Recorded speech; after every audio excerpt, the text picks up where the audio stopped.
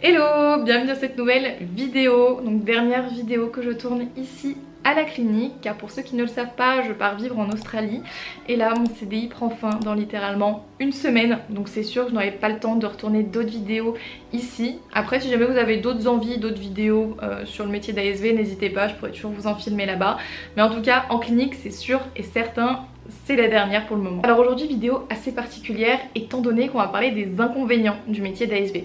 Alors je sais que c'est un métier qui attire beaucoup de personnes, qui fait beaucoup rêver, mais comme tous les boulots, il y a du négatif et on l'oublie assez facilement. Donc c'est pour ça. Aujourd'hui, je vais vous parler un petit peu de tout ça. Alors c'est pas pour autant que c'est un métier qui est nul, qui c'est pas un métier qu'il faut faire. Bien au contraire, j'adore mon travail, je suis très heureuse de le faire. Mais il faut se rendre compte aussi des aspects négatifs avant de se lancer. Pour commencer, on va parler des écoles. Alors la particularité des écoles, c'est que c'est un métier qui attire énormément de personnes. Donc il y a de plus en plus d'organismes qui se créent, qui s'ouvrent, et il ne faut pas se faire avoir à ce niveau-là. Parce que vous allez avoir des organismes qui vont vous rendre ASV en ligne, qui vont vous rendre ASV sans passer par des cliniques vétérinaires, c'est que des cours pratiques en école. Il y a beaucoup de choses qui existent. Moi honnêtement je suis passée par Appform, c'est l'une des seules écoles qui est reconnue par l'État et qui vous donne l'échelon maximal, c'est-à-dire l'échelon 5. Toutes les autres écoles, si vous êtes diplômé, vous pouvez être au maximum à l'échelon 4, donc c'est pas vraiment un avantage, sachant que Appform c'est un peu l'école qui existe depuis toujours, donc il y a énormément de cliniques vétérinaires qui font confiance à cet organisme. Donc si vous allez vous présenter en clinique lorsque vous cherchez votre stage, votre apprentissage, ça les rassure automatiquement de voir que vous vous êtes tourné vers cet organisme là plus qu'un autre. Alors je crache pas sur les autres écoles parce que je les connais pas plus que ça, moi voilà j'ai fait ma formation, c'est juste qu'au début moi je voulais passer par Subveto, donc qui est un autre organisme pour devenir ASV. C'est vrai qu'ils mettent pas vraiment en avant le fait qu'on soit pas échelon 5 à la fin, c'est pas vraiment quelque chose qui est bien cité. Et quand j'ai voulu chercher une clinique vétérinaire pour faire mes petites périodes de stage, eh bien je me faisais recaler de partout et j'ai même des cliniques qui ont été très sincères avec moi et qui m'ont dit si vous ne passez pas par le GIPSA, donc Appform, on vous prendra pas en fait. On ne prend que cet organisme là. Et à force de me faire recaler, au bout d'un moment je me suis dit bon bah je laisse tomber Subveto, ça sert à rien parce que je vois bien qu'il y a un truc qui bloque dans les cliniques vétérinaires.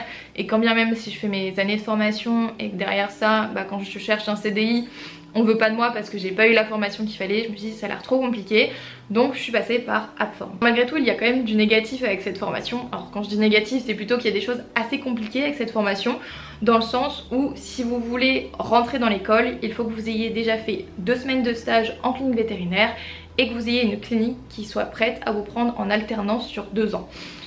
Et c'est un métier qui attire beaucoup, comme je vous le dis à chaque fois, donc c'est très compliqué de trouver des cliniques qui sont prêtes à vous prendre en stage, qui sont prêtes à vous accepter pour une alternance, à vous former, etc. Ça se trouve pas comme ça, il y a des personnes qui prennent des mois, voire même plus d'1 an avant de trouver un stage.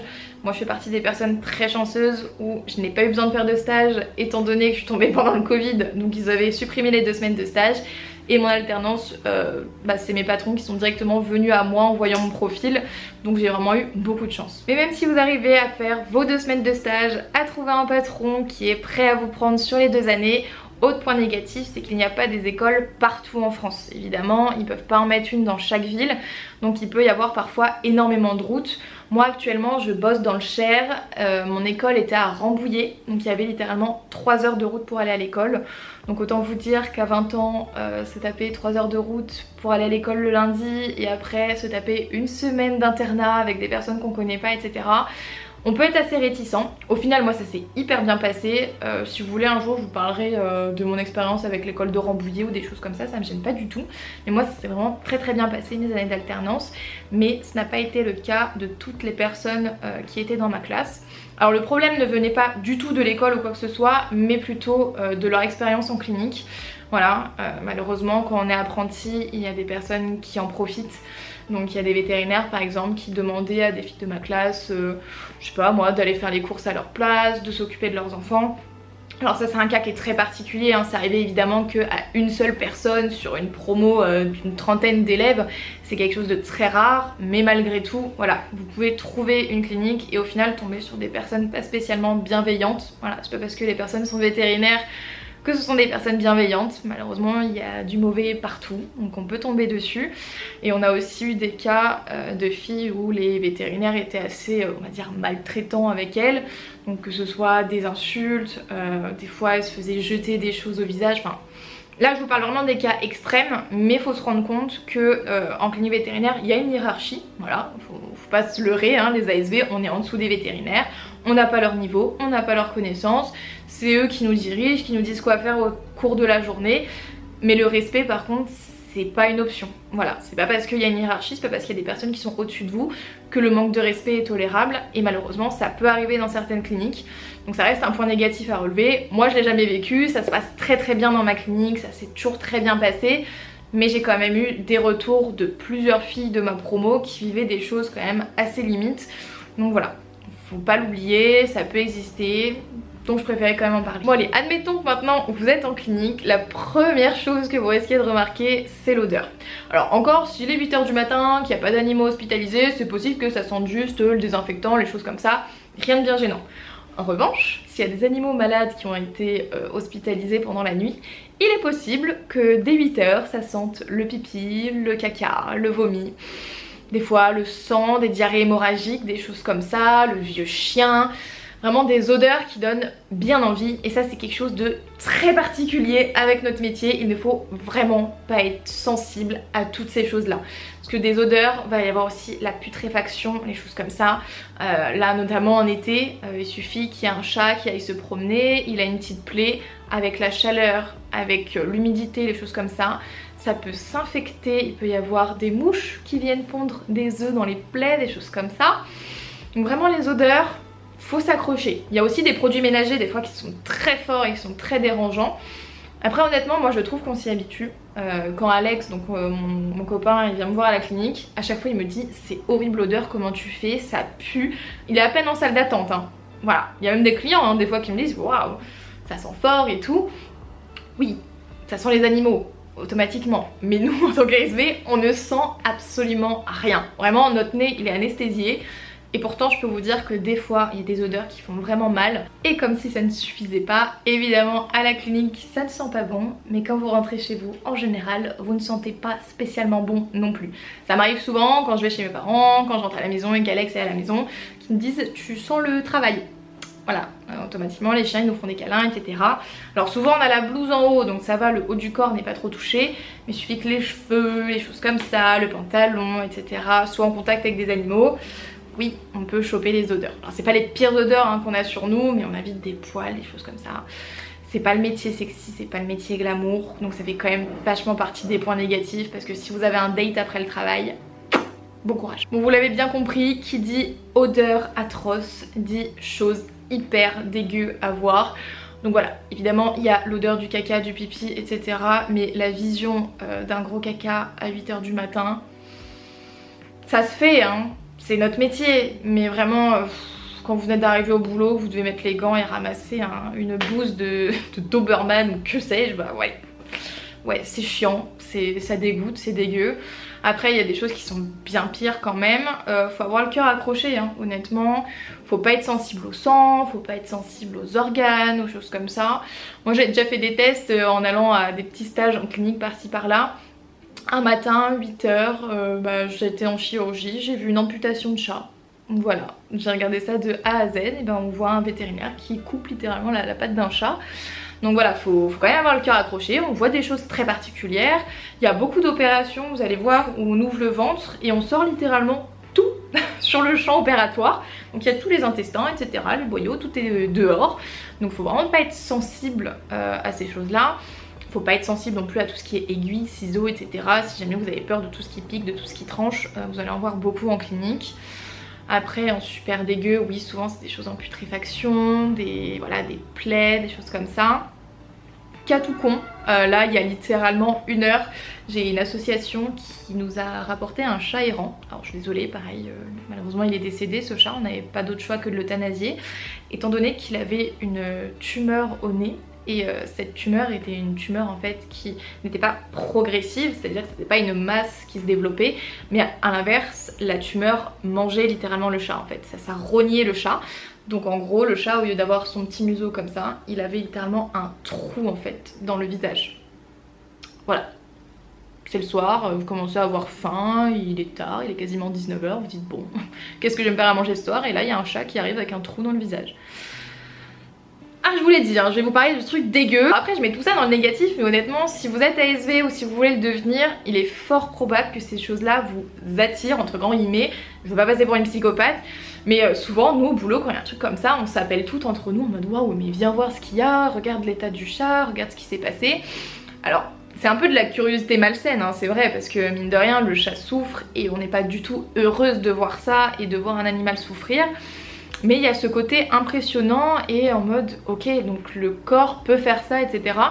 Et ça reste intéressant mine de rien. Donc voilà, si vous n'êtes pas du tout sensible, au final vous allez adorer ça. Voilà, c'est un métier passion de toute façon, je vais vous en parler à la fin, mais tout ce qui peut être un côté très négatif pour quelqu'un, pour une ASV au final c'est notre métier et c'est ce qu'on kiffe et on se dit waouh ok on voit des trucs de fou et on est trop contente le soir d'aller raconter ça à notre famille qui est en mode mais ça va pas la tête, qu'est-ce que tu me racontes, c'est hyper dégueu. Bah nous c'est notre quotidien. Je vais essayer d'avoir un petit fil conducteur quand même, d'essayer de lier un petit peu tous les points de vue négatifs entre eux. Donc là je vous ai parlé des choses hyper dégueu qu'on pouvait voir et évidemment c'est lié au fait qu'on voit des animaux malades à longueur de journée. Alors certes c'est sûr on se dit waouh être ASV c'est génial, on voit des chiens, on voit des chats, on voit plein de races différentes, des bébés, c'est super intéressant, les porter machin. Mais faut pas oublier que tout au long de la journée c'est des animaux principalement malades, des animaux souffrants, parfois en fin de vie qu'on voit. Donc c'est pas spécialement ce qu'il y a de plus simple parce que automatiquement bah, quand on aime les animaux, les voir souffrir c'est pas un plaisir, les voir mal c'est pas un plaisir et il faut pas l'oublier. C'est sûr on est hyper heureuse quand on voit une petite portée de chiot, quand c'est notre race préférée. Enfin moi je vois une portée de Golden Retriever, je suis en folie. Mais à la fois, bah, des fois je vois un chien qui va arriver avec des masses partout et je sais qu'il est en fin de vie. Parfois on est obligé de prendre des rendez-vous pour des fins de vie. Je vous en parlerai certainement juste après de ça, mais ouais, on fait face à la mort quand même dans notre métier. C'est quelque chose de particulier. Alors honnêtement c'est quelque chose qui s'apprend, hein. Je dis pas que c'est inné de se dire ok bah si t'es ASV il faut que tu saches là maintenant gérer la mort. Non, non, c'est quelque chose qui s'apprend. Alors encore... voir un cadavre, voir un animal mort, c'est une première étape. En général, on arrive à se détacher, ça va. Être présent pendant l'acte, c'est déjà autre chose. Tenir l'animal et le sentir en fait partir dans vos bras, c'est déjà une étape supérieure. On se dit ok, donc là l'animal vient littéralement de mourir dans mes bras. C'est encore autre chose. Et du coup, le cas le plus complexe à gérer quand il s'agit d'euthanasie, en fait, bah, c'est l'humain. Tout simplement. C'est vraiment la chose la plus difficile en fait à apprendre à gérer. C'est pas inné en général, voilà, au début on est assez mal à l'aise, c'est un petit peu compliqué à gérer ses propres émotions, à réussir à gérer les émotions d'autrui quand on l'a jamais fait. Voilà, ça s'apprend, vous en faites pas, hein, c'est sûr, il faut pas prendre peur. Au début on est un petit peu ouais, gêné, apeuré, en mode bon faut pas que je fasse mal, parce que mine de rien c'est les derniers instants que les propriétaires vivent avec leurs animaux. Donc faut pas gâcher ce moment en fait, il faut pas merder à ce moment là parce que bah, c'est quand même assez touchy, c'est très sensible quoi. Bon, quitte à parler d'humains, autant continuer sur cette lancée étant donné que les humains peuvent très vite être un côté négatif de notre métier. Évidemment pour moi, techniquement il n'y a pas de point négatif dans le fait d'avoir du contact avec les clients, avec les propriétaires, étant donné que j'aime ça.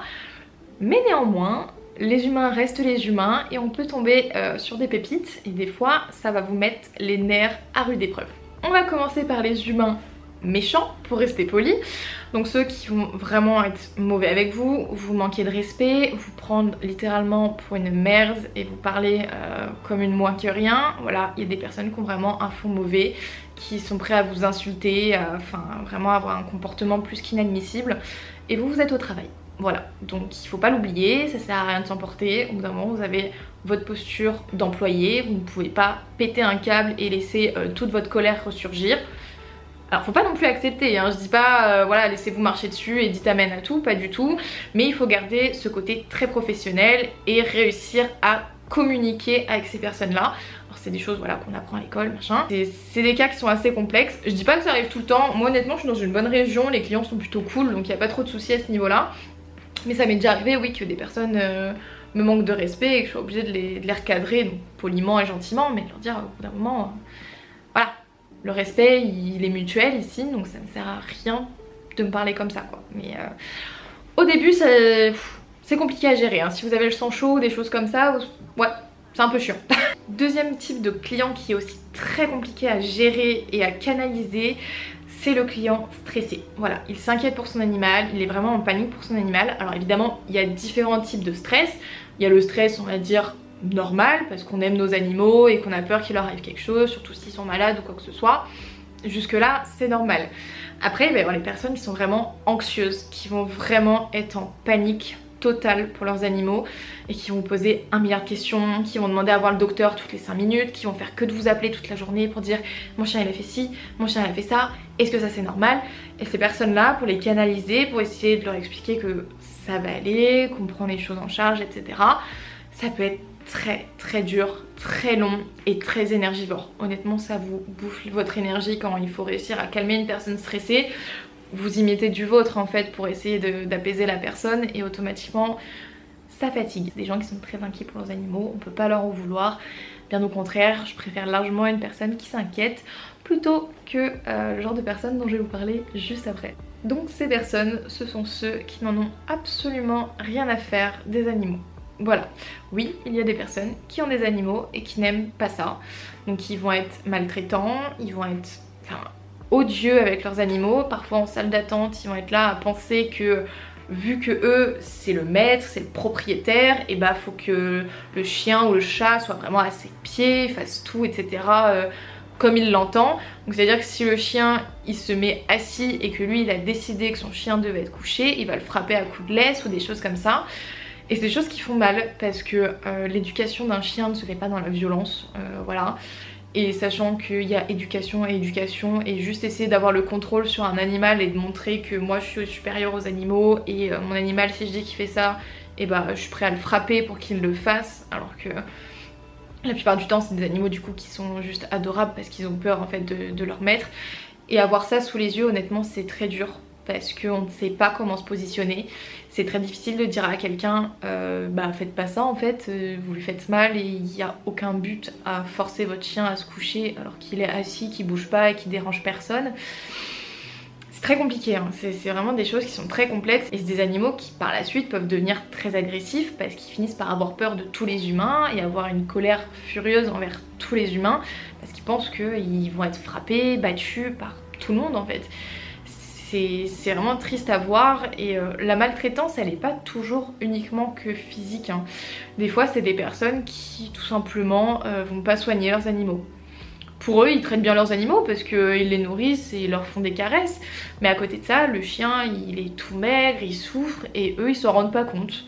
Ils se rendent pas compte qu'ils maltraitent leurs animaux, qu'ils mettent leur vie en danger et ça c'est dur parce que c'est des personnes qui s'en rendent même pas compte, hein. Ils sont là, ils viennent nous voir en mode ah mais vous savez je l'aime mon chien, je veux pas qu'il meure, et nous on est là en mode mais ça fait des semaines que votre chien il souffre, qu'il va pas bien et ils s'en rendent pas compte en fait.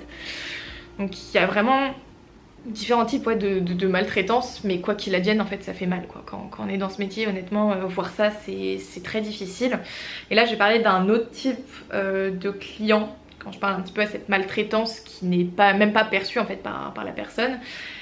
Alors celle-ci, j'y vais un petit peu à petits pas, voilà, parce que je veux pas qu'on attrape ma veste, mais c'est des personnes qui n'ont pas la possibilité financière en fait de soigner leurs animaux. Alors, je veux pas qu'on me dise ouais Camille t'es sérieuse, pour toi une personne qui a pas d'argent elle a pas le droit d'avoir un animal, ça se fait pas, machin. C'est pas vraiment ce que je dis. Ce que je dis c'est que les personnes qui arrivent avec un iPhone de fou, avec un gros sac à main, une belle voiture, etc., et que quand on leur dit bah voilà votre chien il a les ligaments croisés, il faut l'opérer, la chirurgie elle coûte plus de 1000 € parce que bah c'est pas une petite chirurgie, et qu'ils sont là en mode bah non c'est mort en euthanasie, bah non. Faut soigner votre animal, faut pas le tuer. Après il y a des personnes qui littéralement oui n'ont pas d'argent et qui à l'inverse vont avoir 5 chiens, 6 chats, 3 poissons rouges et ah bah oui mais là vous comprenez, moi j'ai acheté mes cigarettes, une cartouche ça coûte cher, bah je peux pas vermifuger tous mes animaux en même temps, ça coûte trop cher, et tous les animaux ils sont remplis de verre, ils souffrent, ça va pas du tout. mais les priorités ne sont pas les bonnes quoi. Les gens prennent des êtres vivants comme des objets. Voilà, c'est des petits objets de compagnie, c'est sympathique, ça garde la maison, ça fait des câlins le matin, et puis une fois que ça va pas bien, ça coûte trop cher. Non, non, vraiment, on va pas soigner, ça coûte trop cher. Après je suis d'accord, les frais vétérinaires ça coûte une blinde, honnêtement moi j'ai pas d'animaux et c'est pour ça que j'arrive à mettre de l'argent de côté, parce que entre les croquettes, les soins en règle générale pour nettoyer les oreilles etc, toutes les petites maladies, les vaccins, les choses comme ça, mais ça coûte super cher, les stérilisations etc, c'est vraiment des frais importants. Mais beaucoup de personnes se disent qu'un chien ou un chat ça boit de l'eau et ça mange des croquettes et puis c'est tout. Mais non. Non, non, non, il y a beaucoup de soins et on ne sait pas ce qui va arriver à notre animal de compagnie. Il peut devenir diabétique, il peut avoir des problèmes de reins, il peut se faire percuter par une voiture, il peut être épileptique, il peut se casser une patte en sautant d'une fenêtre. Et les gens ne prennent pas ça en considération et du coup, dès qu'il y a un petit truc qui ne va pas, c'est bah non mais je peux pas le soigner, j'ai pas d'argent. Et le problème de ces personnes-là, c'est que la plupart du temps, en plus de ça, ils vous font culpabiliser en mode vous êtes sérieux, vous voulez me faire payer? Mon animal il va pas bien, vous dites que vous aimez les animaux et vous voulez me faire payer. À croire que nous on n'a pas de salaire à la fin du mois, que nos patrons, l'argent tombe du ciel et voilà. Non, non, c'est pas parce qu'une personne a un bon salaire et nous règle les factures comme il faut, qu'une personne qui n'a pas les moyens ou qui ne gère pas son argent comme il le faut ne devrait pas nous payer en fait, c'est pas normal. Et il y a des personnes ouais, qui se rendent pas compte de ça et qui sont en mode bah non mais je vais pas payer pour un animal, de toute façon j'ai pas les moyens parce que je vous jure qu'une fois on m'a vraiment dit il faut que j'achète mes cigarettes. Qu'est-ce que vous voulez dire face à ça? Et comment le soir vous pouvez rentrer chez vous et vous dire j'ai passé une super journée, vraiment le monde des bisounours, tout va bien. Non, non, non, non, il y a des personnes qui sont vraiment irrespectueuses et qui ne se rendent pas compte qu'ils font du mal aux animaux en fait et à leurs propres animaux, en les faisant passer derrière des futilités. Je suis sûre que ça se voit que je suis énervée premier degré, mais je vous jure que c'est la situation qui me frustre le plus en fait et qui me touche le plus, parce que c'est tellement frustrant de se dire qu'on peut aider un animal, on peut le soigner, on peut le soulager, mais il y a un refus de soins à cause de l'argent. C'est hyper frustrant, sachant qu'en plus il y a des personnes qui n'ont pas beaucoup de moyens, qui ont vraiment très peu de moyens, mais qui font tout pour leurs animaux. Et ça, c'est magnifique à voir. J'ai déjà des personnes qui m'ont dit mais je suis prêt à ne même pas manger pour sauver mon animal. Nous c'est même pas ce qu'on demande en fait. Nous on demande vraiment le minimum, genre au moins de pouvoir payer l'alimentation, les vermifuges, les petites choses. Et il y a des personnes qui sont prêtes limite à se mettre dans la merde pour leurs bêtes et c'est magnifique à voir. Et à l'inverse, on sait aussi qu'il y a des personnes qui du jour au lendemain peuvent être dans le caca. Tu peux perdre ton taf du jour au lendemain, tu peux te retrouver dans des situations hyper compliquées, divorcer ou quoi que ce soit, et te retrouver dans une situation financière qui est complexe. Mais ces personnes-là, honnêtement, on est là aussi pour les aider. On peut faire des facilités de paiement, il n'y a pas de souci. Là, je parle vraiment des personnes qui sont là en mode non, je paierai pas, et puis de toute façon, pourquoi je paierai? C'est ces personnes-là qui sont en mode de toute façon, c'est un chat, je vais pas mettre de l'argent dedans. Je vous jure que des fois, on entend des choses, ça brise le cœur, ça fait vraiment mal et on peut rien faire. Clairement, on peut rien faire, on est complètement démunis et ça, c'est très dur. Bon, vous l'avez certainement vu au titre de la vidéo, mais vous venez de voir la première partie des inconvénients du métier d'ASV. Alors, non pas que le métier d'ASV soit un métier horrible qui nécessite plusieurs parties, c'est tout simplement que je parle beaucoup et je me suis dit une vidéo de 40 minutes sur les inconvénients du métier, ça fait peut-être un peu beaucoup. Donc, ne vous inquiétez pas, je vais pas vous faire patienter une semaine pour la seconde partie, je suis sympa. Donc, exceptionnellement, il y a une vidéo qui va sortir ce mercredi pour la deuxième partie, donc n'hésitez pas à activer les notifications, à vous abonner à la chaîne. Moi je vous embête pas plus, je vous dis à mercredi et sur ce, je vous